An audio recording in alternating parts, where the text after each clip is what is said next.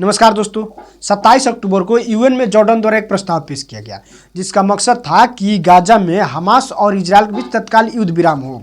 लेकिन भारत ने इस पर वोटिंग नहीं की और इससे दूरी बना ली। और भारत ने जो तर्क दिया वो कहा कि इस प्रस्ताव में हमास ने जो कृत्य किया है उसका उल्लेख तक नहीं है, इसलिए भारत ने इस पर वोटिंग करने से इनकार कर दिया। भारत अकेला ऐसा देश है जिसने इस प्रस्ताव से दूरी बना ली, ऐसा बिल्कुल नहीं है। भारत समेत Australia, Canada, Germany, Japan, Ukraine इत्यादि देशों ने भी इस प्रस्ताव पर वोटिंग करने से इनकार कर दिया और इससे दूरी बना ली। हालांकि ये प्रस्ताव यूएन में पास हो गया।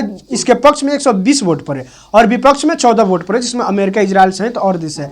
और इतना ही नहीं, इस प्रस्ताव से जितने देशों ने दूरी बनाया उतने देशों की संख्या 45 है। भारत अकेला नहीं है, 45 देशों ने इस प्रस्ताव से दूरी बनाई। लेकिन जैसे ही भारत सरकार ने इस प्रस्ताव से दूरी बनाया, वैसे ही हमारे देश में कुछ लोग भारत सरकार को विदेश नीति सिखाने लगे। ये देखिए प्रियंका गांधी जी को। प्रियंका गांधी जी कह रही है, महात्मा गांधी ने कहा है कि आंख के बदले आंख पूरा दुनिया ही अंधा हो जाएगा। मैडम जी आगे कह रही हैं कि मैं शर्मिंदा हूं कि हमारा देश गाजा में युद्ध विराम के लिए मतदान करने से परहेज किया। इतना ही नहीं, मैडम जी आगे मतलब लिख रही हैं कि हमारे देश की स्थापना सत्य और अहिंसा के सिद्धांतों पर हुआ था, जिसके लिए मतलब इस सिद्धांत के लिए हमारे देश के स्वतंत्र सेनानियों ने अपने जीवन का बलिदान दिया। प्रियंका गांधी जी लिख ऐसी रही है कि मानो किसी स्कूल या कॉलेज में एक लंबा चौड़ा देशभक्ति भाषण देना।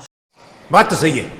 मतलब गांधी जी के विचार से लेकर हमारे देश के स्वतंत्र सेनानियों तक, मानवता से लेकर हमारे देश के संविधान तक, इन सारी चीज़ों को अपने इस ट्वीट में उन्होंने लिख डाला। वो भी एक ऐसे मुद्दे पर जिस मुद्दे का ज्ञान मैडम जी का है ही नहीं। ज्ञान से याद आया कि प्रियंका गांधी जी को थोड़ा भारत की विदेश नीति के बारे में समझ लेना चाहिए, क्योंकि प्रियंका गांधी जी के पिताजी के माताजी के पिताजी के जमाने से लेकर यानी पंडित जवाहरलाल नेहरू के जमाने से लेकर आज तक भारत की विदेश नीति लगभग न्यूट्रल रही है। गाजा के मामले में भारत न तो आतंकवाद का समर्थन कर सकता है और न ही आतंकवाद से पीड़ित देश को उसके जवाबी कार्रवाई करने से रोक सकता है। वैसे में प्रियंका जी के ट्वीट देखकर ऐसा लग रहा है कि मैडम जी ने हमास जो किया है उस आतंकी घटना जरूर कही होंगी। लेकिन यदि इनके ट्विटर हैंडल पर जाइएगा तो 7 अक्टूबर से लेकर आज तक हमास ने जो कृत्य किया है उस पर एक भी इन्होंने ट्वीट ऐसा नहीं किया जिससे पता चले कि हमास कोई आतंकवादी संगठन है या हमास कोई मतलब आतंकवाद जैसा कार्य। खैर, प्रियंका गांधी जी के मतलब इस तरह के ट्वीट से यह स्पष्ट हो जा रहा है कि हमास पर प्रियंका गांधी जी का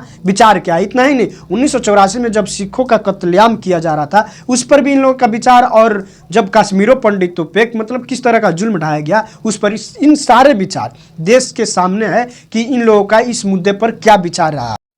ये बड़ी अच्छी बात कही आप। एक पेशे से पूर्व पत्रकार, फिल्म डायरेक्टर, राइटर विनोद कपड़ी जी को देखिए, इनके अंदर का दर्द को समझिए। ये भाई साहब कह रहे हैं कि सार्क के सारे देशों ने मतदान किया, वो भी मतलब जॉर्डन के प्रस्ताव के पक्ष में, लेकिन भारत आखिर क्यों नहीं इसके पक्ष में मतदान किया, आखिर वोटिंग से दूरी क्यों बना ली।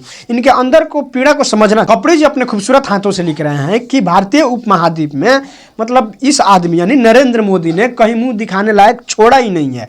और इतना ही नहीं, ये आगे लिख रहे हैं कि मतलब इससे बुरा वक्त भारत का कभी आया ही नहीं। वैसे भाई साहब अपने बायो में नेशनल अवार्ड विनिंग फिल्म कर लिखा है और इनका भाषा देखिए, इनका भाषा से ऐसा लग रहा है कि भाई साहब की भाषा बिल्कुल एक टपोरी की भाषा जैसी है।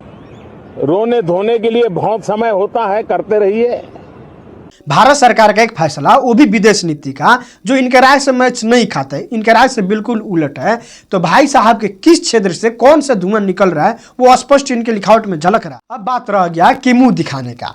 भाई साहब Canada, Australia, Germany, Japan, Ukraine जैसे 45 देशों ने भी इस प्रस्ताव के वोटिंग से दूरी बनाई। तो क्या वहां के नागरिक भी मतलब कहीं के मुंह दिखाने लायक नहीं रह गए हैं? वैसे भी पिछले 10 सालों से मोदी इन लोगों को कहीं मुंह दिखाने लायक छोड़ा ही नहीं है। इन लोगों को सारी सरकारी सहायता बंद कर दिया और सारे पत्रकार लगभग यूट्यूबर बन गए हैं।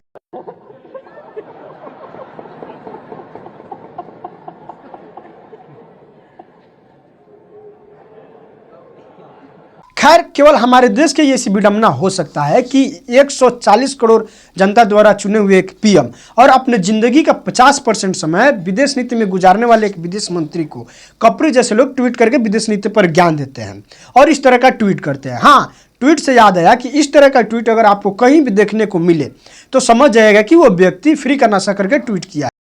बात तो सही है। ये देखिए, रवीश कुमार जी लिख रहे हैं कि जब तक पेगासस है उसके साथ ही रहना पड़ेगा, यह पेगासनीज का भारत है। इतना ही नहीं, रवीश कुमार जी लिख रहे हैं कि रोल नंबर 1 विश्व गुरु अनुपस्थित है।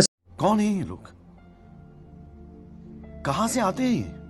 ये मतलब रवीश कुमार जब से एनडीटीवी के एसी वाले स्टूडियो से बाहर निकलकर यूट्यूब पर आए हैं तब से इनके बेचैनी कुछ ज़्यादा ही बढ़ गया है।